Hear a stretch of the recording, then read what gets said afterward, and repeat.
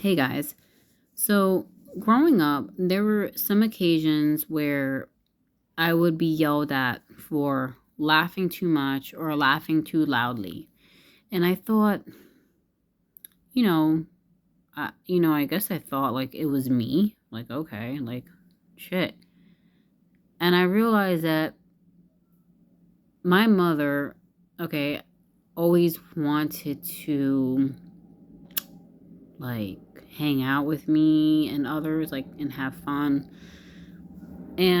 But the thing was that every time I would hang out with her and plus my friends, I would get berated for, I don't know, laughing too loud or laughing in an annoying way, giving her a headache with my laughter.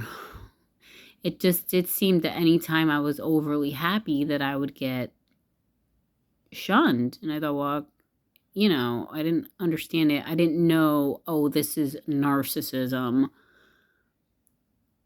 I just had no idea. It was what it was.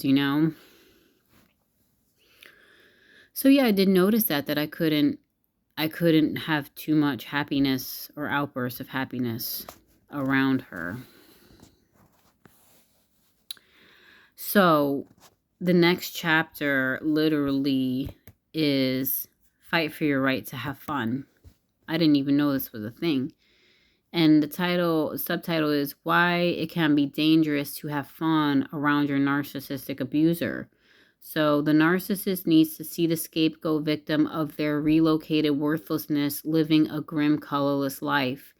This reinforces their conviction that the scapegoat does not deserve anything better than the treatment they are getting, which allows the narcissist to function with a more intact, if brittle, sense of themselves. What happens if the scapegoat dares to experience fun and shows a sign of life and color in their demeanor? This can completely upend the narcissist's fragile control over their artificially inflated sense of self-worth. To see a scapegoat victim smiling and enjoying themselves in response to something that is unrelated to the narcissist can send a message that they think they deserve better in their lives and that their happiness is worth something. All these messages can feel profoundly threatening to the narcissist. How will they cope? Well, when you are a hammer, everything looks like a nail. And the narcissist is a psychological one-trick pony when it comes to handling threats of their self-esteem. They seek to devalue or even destroy the threat.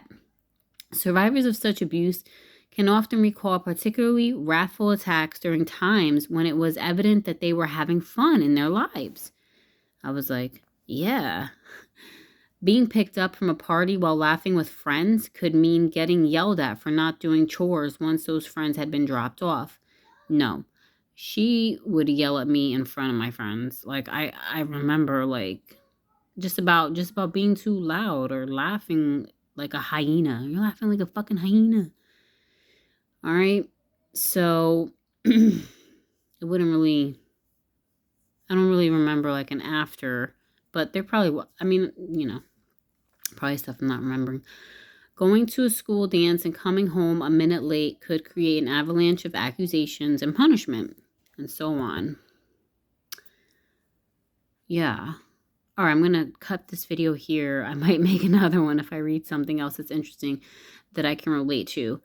There are some things in the book that I couldn't, but I think a lot I really could relate to. Again, this is Jay Reid's book. It's called Growing Up as the Scapegoat to a Narcissistic Parent, A Guide to Healing. All right, peace.